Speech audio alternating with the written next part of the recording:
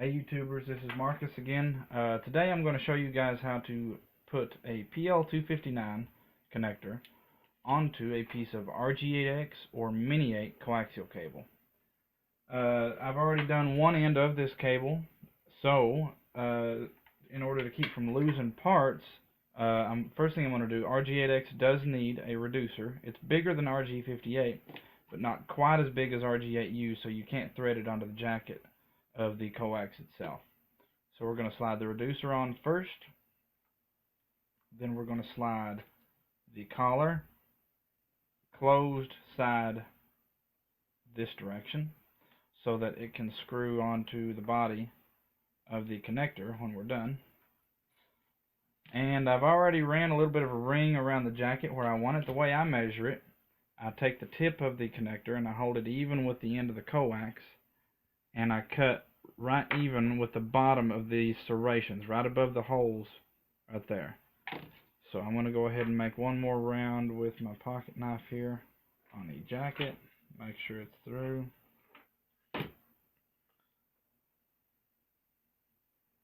Alright, next step, you take the jacket here, and you're not the jacket, the shielding, and you fold it back. Now it might be a little bit stiff, and if it's a little bit stiff, you can push it back up, and that'll kind of help fan it back out, and fold it back again. Alright, then you take the, you can see I take the body here. Now I hold it against, like that right there, and I go just right about even with the end of the tip here, maybe a little bit longer, because it's going to shorten when I twist it here. You can see I made a little indentation there. So I'm going to go right at or just below it. You want a little bit of the foam dielectric left below the center conductor here before it gets to the shielding, so that if a wire pops up a millimeter, it's not going to short out on the center conductor. Now normally I would tin this with solder and then put the body on. However, the solder I've got at the moment is mostly copper and does not like to remelt with a 30-watt soldering gun. So either use a bigger soldering gun than I am, or get solder that is, I believe it's 60% lead, 40% tin. Don't get the copper stuff. And don't use acid core for electronics. Use rosin core. Rosin core might pop and burn you. You get the tree sap on you, basically. It won't, it's not third-degree burns, but it'll be warm. But acid core can etch into boards and damage electronic components. So anyway, now that we've got the center conductor twisted, got the shield folded back, we're going to slide the collar, the reducer, up under the shielding, and we're going to kind of push it down. Now you don't want it to completely cover these threads here, so you might want to kind of wrap it a little bit, but I do like to leave a little bit of the shielding wire actually overlapping these threads, so that when I go to screw the body on, it actually bites into these wires and helps with the electrical connection for the shield. So I'm going to go ahead and, there we go, fish that so that the center conductor is in here, and then just start screwing this on. This is probably going to get a little bit tight. If it's too tight for you to do barehanded, you can always just take a good old, I got this one, I believe. If it's too tight to do barehanded, you can always just take a pair of pliers, hold the reducer like that, and then finish twisting on the body of the connector until it stops. Once it stops, don't try to force it.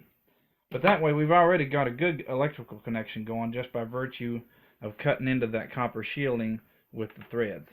I've got a little coin holder here to act as a protective coating for the clip so it doesn't cut into the jacket. And I've got the tip here elevated at a slight angle so that solder will run down in the tip. So I'm going to take my soldering gun. It's already good and hot. Now remember, you want to heat the work. You don't want to heat the solder and just pour it onto your work. You want to heat your work so that the solder adheres to the surface that you're soldering to. if you pour molten metal onto a cold surface, it's not going to adhere to that cold surface. So you want to heat the surface that you're going to put it on so that they cool together at about the same rate.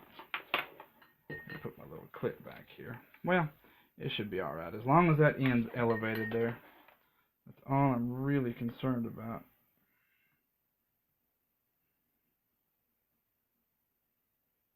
And there we go. We got a good melt going. And then once it's full I'll hold my soldering gun there because it'll run down inside the tip. You can put a little more on there. See it run down in there? I'll put just a fuzz more on top here. And it's done. See if I can melt that again to smooth it out a little bit. It looks a little bit ugly.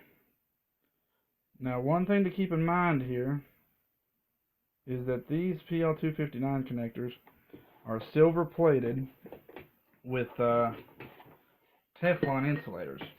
If you're using connectors that have plastic insulators, you're going to want to be a little bit quicker with your soldering job because the plastic insulators will melt and allow the tip to wobble off center.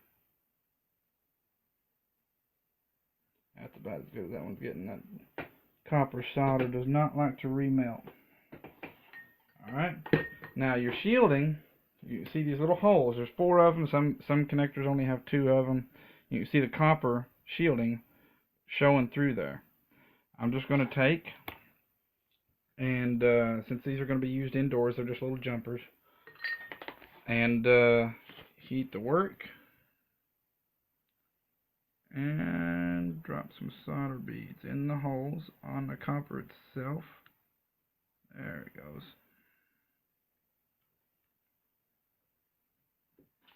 And that helps complete an electrical connection. If there's a little bit of a gap where it's not airtight, that's fine. Like I said, these aren't going to be used indoors, so we're not worried about it trapping moisture or letting moisture escape. I'm just trying to add a little bit extra to the shield connection on this coax. So now we have a good shield connection by virtue of contact, by virtue of the fact that I pinched the wires and the threads, screwing the body on, and by virtue of the fact that I'm putting a little dab of solder on the copper wiring here.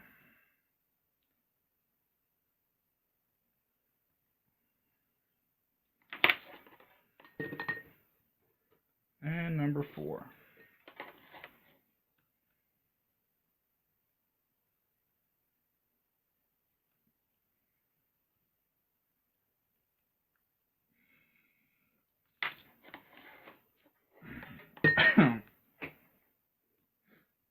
And now that's done, we're going to slide the collar up. The collar just screws on like that. And then, there you go, 1 PL-259 connector.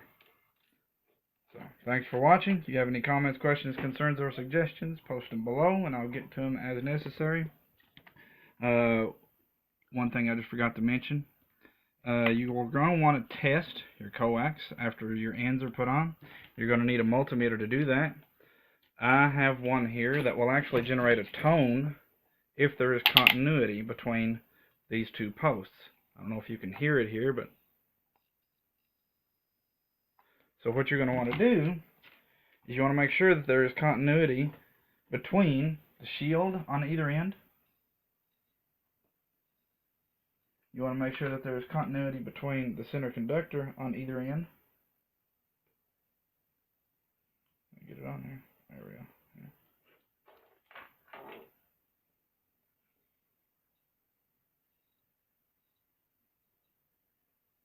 There we go. Again, it's hard to hold it on this one over here. But you want to make sure that there is no continuity between the shield and the conductor. Rub it back and forth good. Make sure you've got a good bite. If there is continuity between your shield and your center conductor, you've got a dead short in one of your ends, or maybe somewhere in the middle of the cable if it's used. And that's not a good piece of coax, so you need to fix that issue. So anyway, like I said, comments, questions, concerns, or suggestions, post them below. I'll get to them as necessary. Y'all have a good one. I just wanted to record a quick caveat to that video. Because the solder is rosin core, it's basically tree sap is what it is, and when it gets and part of its job is to help the adhesion process, but it is sticky, and you will have rosin residue on the surface of the metal. So one thing that I like to do after I'm done making or terminated my coax, I will take some 91% alcohol, get the highest concentration you can, it dries quicker, and take a washcloth or some tissue paper, kind of double it over, and screw your collar back, especially on RG8X and RG58 where it has a reducer and there's no bite into the jacket here. Get some of that alcohol on here, grab it by the body, and just kind of clean that tip off, because that rosin, even if I do it even if there's no visible rosin on there, because it gets other contaminants and things off of the conductive surface. And if there is any rosin on there and you put it into something and then you try to take it out over time, when that rosin cools, it'll stick to whatever you put it in and make it a pain, and it can get messy. So I just wanted to throw this little caveat out there to go ahead and clean your conductive surfaces with some high concentration rubbing alcohol, and that should get rid of the rosin residue and make everything all nice and shiny. So thanks.